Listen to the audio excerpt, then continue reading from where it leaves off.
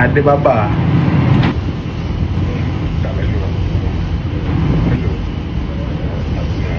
Baba, kalau Baba ada melihat live ni, Aisyah ada cakap tadi, minta maaf kalau daripada segi Anas atau Aisyah atau siapa sekalipun ada buat salah.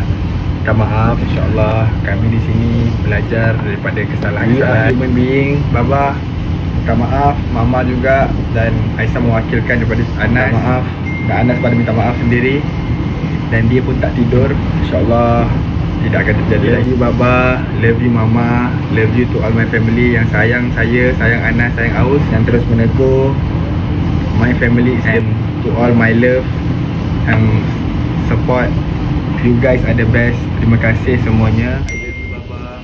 Kalau Aisyah nak angkat telefon, Aisyah tak buat apa-apa, bukan sebab Aisyah tak marah atau apa, cuma adalah sedikit personal. Pokoknya I love you Baba.